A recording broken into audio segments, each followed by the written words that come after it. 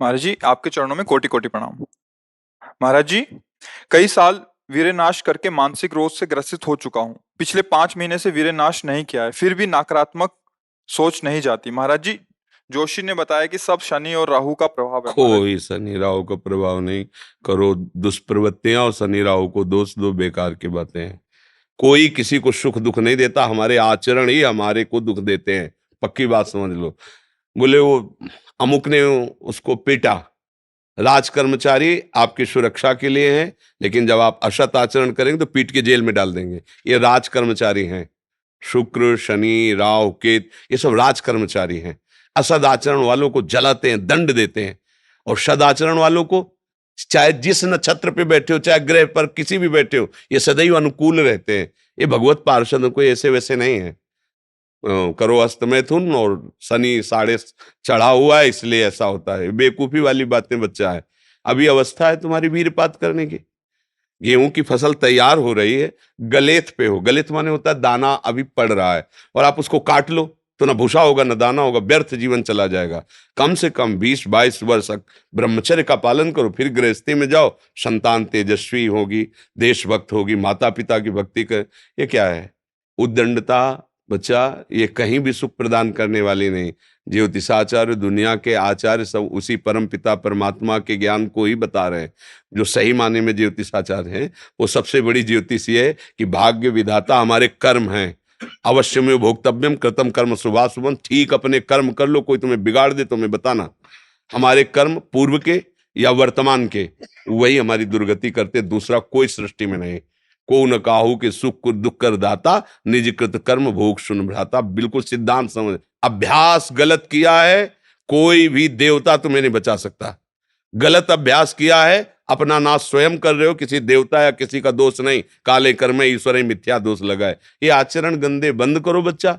नाम जप करो, सात्विक आहार करो, आधा घंटा दंड बैठक मारो, व्यायाम करो, दौड़ो, अभी सब ठीक हो जाएगा।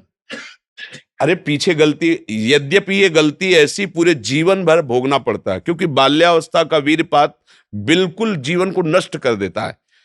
इसीलिए बालकों को गुरुकुल में रखा जाता था, चाहे वो राजकुमार हो चाहे किसी का बालक हो। वहां वो एक साधुता से जितेंद्रीय होकर के फिर गृहस्थ धर्म में जाता था। 10-20-50 वर्ष गृहस्थी में रहा, कुछ उसका बाल बाका नहीं हुआ। फिर वो विरक्त होकर के आंतरिक, फिर वो जितेंद्रीय होकर के परमात्मा को प्राप्त कर ले। आज हमारी बाल्यावस्था से मोबाइल का संग है, गंदे बच्चों का संग है। अब ये गंदी आदतें हो गई, सर्वनाश हो गया। अब सोचो, ये अवस्था तुम्हारी चिंता सुख से ग्रसित होने की है, आनंद में उमगने की है। अभी नौ किशोर अवस्था है, ये तो मस्ती वाली। क्योंकि मस्ती हटा दी, अब रह क्या गया जीवन में? ये जो लोग समझते हैं ना कि जैसे खून निकलवा लो तो खून बन जाता है, बहुत गलत बात है। वो दान देना, वो महीने में वो बात एक अलग है, लेकिन सप्तम धातु वीर एक मन शुद्ध सात्विक पौष्टिक अन्न के बाद एक बार के लिए तैयार होता है। और यहां बच्चे खिलवाड़ में 2-2 3-3 बार रोज। अब क्या होगा? उनका हड्डियों तक की सामर्थ्य नष्ट हो जाएगी, कुछ दिनों बाद देखना बंद हो जाएगा, ऐसे चौंधियाने लगोगे, खड़े होने में चक्कर आएगा, कमर दर्द करेगा, पैरों में टूटन बनी रहेगी, दिमाग में टेंशन बनी रहेगी, पढ़ोगे तो कुछ याद नहीं रहेगा, स्मृति नष्ट होने लगेगी, एक नास्तिकता छा जाएगी। फिर ये जीवन भार लगेगा, फिर नशा में उतर जाओगे, फिर तो बस गए, फिर गए। तो अब कौन मानता है संत महात्माओं की बातों को? समझाते हैं तो साधु महात्मा है तो अब अलग बात करते हैं। नहीं, हर बहन भाई को 20 वर्ष तक नियम पूर्वक ब्रह्मचर्य रहना चाहिए। ये जो व्यवहार चला है, अब क्या है कि कुछ भी बोलो तो जबान पे लोग अंकुश की, वो तो ऐसा बोल रहे। ये जो मोबाइल की सुविधा और उसमें सब गंदी बातें देखना, अब आप पढ़े लिखे हो, सर्च करो, सब आ जाएगा। ये जीवन का नाश कर देने वाली बातें हैं बच्चों के। माता पिता को इन पे सावधान रह करके अंकुश करना चाहिए, क्योंकि वो इस समय उन्मत्त हैं बच्चे, उनको वास्तविक सत असत का ज्ञान नहीं है। तो वो अपना ही अहित करने के लिए अपना सुख समझते हैं, अपना अहित कर रहे हैं, अपना सुख समझ रहे हैं। ये तो कहो भगवान की आपके ऊपर कृपा है जो आप हिम्मत करके अपनी बात यहाँ कह रहे हो। पर फिर भी अबलो नशानी अबना नशे हो, सावधानी से चलो। पर हम जो कह रहे हो मानो। आधा घंटे व्यायाम निश्चित करो, सबको करना चाहिए, चाहे स्त्री शरीर हो चाहे पुरुष शरीर हो। एक बार शरीर को बहुत एक्टिव करना चाहिए। ये शरीर हम नहीं है। जैसे आप मोटरसाइकिल सुबह सुबह आप बैठो, तो पहले क्या करते हैं, हाई रेस में डाल करके उसको एकदम गर्म करते हैं ना, सब खुल जाए। अब चलो ऐसे हाई रेस में इसको लाओ, 10-15 मिनट दंड बैठक, व्यायाम, प्राणायाम, आसन आदि के, फिर अपनी दिनचर्या करते हो तो आप संयमी रहोगे, आपके प्राण पुष्ट रहेंगे, आपका अन्न पचेगा, कोई भी चोट आदि बहुत कम मात्रा में आपको कष्ट देगी, हर बीमारी से लड़ने के सामने। अब यहाँ सुबह 10 बजे तक सो रहे हैं, व्यायाम क्या करेंगे, प्राणायाम क्या करेंगे, आसन क्या करेंगे? सूर्य जिसके सोने पर उदय हो गया उसकी आयु, बुद्धि, स्त्री, कांति सब क्षीण हो जाती है। कौन मानता है? रात्रि के 2-2, 3-3 बजे तक जगना और सुबह 10-11 बजे तक सोना, ये दिनचर्या है। तो हमारी राय है सात्विक भोजन कीजिए और व्यायाम कीजिए। करते हो व्यायाम है? हाँ, कभी ये कोई ऐसा तो, और कभी कभी जो व्यायाम करते हो बीमारियों का निमंत्रण देते हैं। आज आप लगाओ 20 दंड और 50 बैठक और 5 दिन छोड़ दो, पूरा शरीर दर्द करेगा, फिर लगाओ फिर वह दर्द करेगा। रोज अगर नियमित करोगे तो वही पच करके आपके शरीर को पुष्ट करेगा। ये शरीर दुर्लभ बात है, दुर्लभो मानुषो देहो, लेकिन एक क्षण में नष्ट हो जाने वाला है। इसकी दुर्लभता है, संयम नियम से चलकर स्वरूप बोध कर लो या भगवत भजन करके भगवत प्राप्ति कर लो। अगर ये नहीं तो फिर क्लेश ही क्लेश, अशांति ही अशांति है। अभी सावधान हो जाओ। बिगड़ तो गया, अब ये नहीं कह सकते कि अभी कुछ नहीं बिगड़ा, बिगड़ गया। अगर कभी 25 वर्ष के बाद गलती हुई है तो हम उसे कह सकते हैं कुछ नहीं बिगड़ा, क्योंकि तुम्हारा पुष्ट है जीवन पूर्व से, अब आगे बढ़ो। लेकिन बच्चापन से ये जो रोग लग रहे, 13-14 वर्ष का बच्चा है और उसकी हालत ये है कि उसे वैद्य के द्वारा औषधियां दिला करके उसे ठीक करने की चेष्टा कर रहे हैं। क्या हुआ? ये 13-14 वर्ष की अवस्था, इसमें तो उधर वृत्ति ही नहीं जानी चाहिए, मस्ती होनी चाहिए, एक अलौकिक मस्ती। ये किशोर अवस्था है, पर आचरण और संग ऐसे हो गए कि अब कैसे कहें। सात्विक आहार करो, व्यायाम करो और थोड़ा भगवान नाम जप करो। माता पिता के चरण छूते हो? नहीं, माता पिता के चरण नहीं छूना, माता पिता की अवहेलना करना, कहां से बुद्धि आएगी? अपने बुजुर्गों को प्रणाम करना, संतों को प्रणाम करना, माता पिता, रोज बुद्धि शुद्ध होती है। प्रातः काल उठ के रघुनाथा, मात पिता गुरु नाम ही माथा, तो ये सब लिखी बातें रह गई। नए नए बच्चे हाय हेलो शुरू है, मिलेंगे तो क्या कहे, पहले कहते जयराम जी की, नहीं गांव में कहते थे राम राम भैया, राम राम कहते, अब क्या कहते, हाय तुम्हारा दुर्भाग्य हमारा दुर्भाग्य।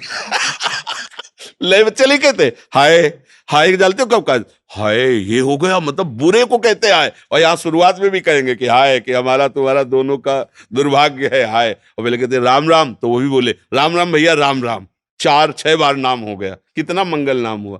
पहले नाम रखे जाते थे, राम कुमार, शिव कुमार, कृष्णदास, ऐसे। और अब क्या नाम, गप्पू लप्पू, जब तक क्या नाम, मतलब उनका कोई अर्थ नहीं, कोई महत्व नहीं। ये माया का खेल बड़ा विचित्र है, फंसाता चला जा रहा है ऐसी जगह जहां कहीं भी, अरे नारायण नाम पुत्र का रख दिया तो उसको भगवत प्राप्ति हो गई। अंतिम समय याद आ गया पुत्र की और बुलाया नारायण, तो भगवान के पार्षद आ गए, कथा है, बचा लिया। अगर हम परिवार में भगवान नाम रखें, थोड़ा नाम कीर्तन करें, भगवत चर्चा करें और बच्चों को बैठाल के संकोच न करें। माता पिता को चाहे, एक हम जानकारी के भक्त, वो अब संन्यास ले चुका है बच्चा, वो उसकी माँ ऐसे समझाती जैसे मित्र से कि देखो बेटा तुम जवान हो रहे हो, तुम्हारा मन ऐसे भोगों की तरफ जाएगा, ऐसी ऐसी क्रियाएं भोगों की होती हैं, क्या तुम शुरू कर दिए? तो उसका नहीं मम्मी। क्या क्या तुम्हारे मन में ऐसा आता है? आता तो है, बिना हमारे, हम तुम्हारे मित्र भी हैं, तुम्हारी माँ भी है, बिना हमारी अनुमति कि तुम ऐसा मत। आज वही सन्यासी है, वो जब हमसे बात करे तो हमका प्रणाम है तुम्हारी माँ को, बोले मुझे अगर संभाला तो मेरी माँ ने संभाला। मतलब बचपन से बैठाल कर हमको सारी बातें बताती रही कि ऐसी ऐसी गलतियां होती, ऐसी ऐसी बात होती, तुम्हारे अंदर तो नहीं, तो हमका इच्छा है पर अभी नहीं है। आज उसने उसको सन्यासी बनाकर खड़ा कर दिया, भगवत मार्ग का पथिक बना दिया। मंदालसा ने अपने चारों पुत्रों को ब्रह्मबोध करा दिया। माता पिता का प्रथम रोल होता है। अब वो शर्म लिहाज इसमें क्या करना, बच्चा हमारा गड्ढे में गिरने जा रहा है, हम शर्म लिया, बैठा लो उसको पास में। देखो मोबाइल में गंदी चीजें तो नहीं देखते, गंदे बच्चों को संग तो नहीं करते, अगर आप ऐसा करते हैं तो नहीं करना चाहिए। उनका मैसेज देखें, उनका मोबाइल देखें, उनकी चेकिंग करें, उनकी मानसिकता को समझे। गलत हो गए हो तो उनको प्यार दुलार से, बड़ी कोई बात नहीं, गलती सबसे होती है, सुधार करो, मतलब उसको इतना पुष्ट करो कि वो बोझा ना लादने पावे और आगे निकल जाए। भाई इतनी फुर्सत का है माता पिता, वो अपने ही मनोरंजन से फुर्सत ले, वो अपने ही मन को संभालने में परेशान है। इसलिए अच्छा है बच्चा, सावधानी से चलो, अब कभी मत करना। क्योंकि इस क्रिया में क्या होता है कि नस नाड़ियां इतनी कमजोर हो जाती हैं कि फिर आगे चलकर आप करोगे भी नहीं, पर वो शक्तिपात हो जाएगा, मतलब नष्ट हो जाएगी वीर शक्ति। वो आपको ऐसा लगेगा कि हमने तो कुछ किया ही नहीं, और वो ऐसे हो जाएगा। मतलब नस नाड़ियां एक, ये हम अनुभव की बात कहते हैं जो हमसे मिले हैं साधक, कि स्नान कर रहे हैं, कोई हमारी क्रिया नहीं हुई, पर ऐसे हम सोने जा रहे हैं पर कुछ क्रिया नहीं है, ऐसे छू गया तो ऐसे बिल्कुल शक्तिहीन हो जाता है। तो ये अपना नाश करना है। कुछ दिनों बाद नींद आना बंद हो जाएगी, कुछ दिनों बाद दिमाग में निगेटिव केवल रह जाएगा, नकारात्मक सोच रह जाएगी। ये जो दुर्दशाएं हैं ना, तभी हम कहते हैं पहले तो हम देखते थे कि 10 20 50 लोग गांव में तो ऐसे होते थे लंगोट बंद लड़ने लायक, क्योंकि गाय भैंस का दूध पिया, दंड बैठक मारी, ये बातें, मोबाइल था ही नहीं। 30 35 वर्ष से मोबाइल चला होगा है, इससे पहले नहीं था। पहले वो ऑफिसरों के पास वो बड़ा-बड़ा होता था, नहीं तो हमने ये मोबाइल नहीं देखा 30 35 वर्ष। तो वो ये सब था नहीं। गाँव में कभी किसी एक के यहाँ टीवी हो तो हो, नहीं तो बिजली ही नहीं थी तो टीवी है, वो बैटरी से भले वो रामचरित जो चला था ना, तब गाँव में छोटी-छोटी टीवी लाए। बड़ा शुद्ध जीवन। अब ये समझे में नहीं आता है कि जवान है कि बूढ़ा है। कपड़े जैसे बांस के डंडे पे कपड़े पहना के खेतों में नहीं खड़ा किया जाता, बिल्कुल ऐसी सीन है। गाल चिपके हुए हैं, जांघों में मांस नहीं है, छाती में मांस नहीं है, और अपने को मतलब विश्वात्मा स्वरूप समझ रहे हैं, अपने को अहंकार में बलवान समझ रहे हैं, विद्वान समझ रहे हैं, और अपना जीवन नष्ट कर रहे हैं। हमें लगता है शरीर समस्त सद्गतियों का हेतु बनता है। अगर शरीर स्वस्थ है, बुद्धि पवित्र है, तो हम यहाँ अच्छे विद्यार्थी बन सकते हैं, हम अच्छे पुत्र बन सकते हैं, हम अच्छे मित्र बन सकते हैं, हम अच्छे देशवासी बन सकते हैं, हम अच्छे भक्त बन सकते हैं। और जब शरीर ही स्वस्थ नहीं, मानसिकता ही स्वस्थ नहीं, तो कुछ नहीं, बस जीवन काट रहे हैं व्यर्थत्व में।